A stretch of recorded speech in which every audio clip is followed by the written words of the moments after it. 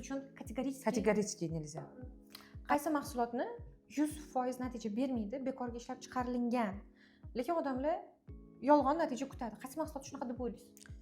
Hozirgi chiqqan oldin ham bu bor edi, skrablarni men birinchi o'chirib qo'yaman, chunki skrab bu naоборот yuzi baryerini buzdirib rozatsiyalarga olib keladi. To'g'ri, men ham bir skrab ishlatganman, yuzimda dahshatli achishish, quruqshash. U xuddi tosh qum bilan ishqalagandek, o'sha aralashgandek, ha. Demak, skrablar yuz uchun kategorически nельзя. qaranglar qizlar, shuning uchun skrablardan ehtiyot bo'ling. Rostdan ham terini baryerini, himoya qatlamini yo'qotib tashlaydida, evaziga biz o'sha oqartirish yoki tozalash o'rniga 7-10 barobar kuchli muammoni orttirib olishimiz mumkin. Yana bittasi bor, hozir chiqib ketdi, burunga qora surib ko'chirish. U ham yomon narsa, u immuniy terini shilib chiqaradi.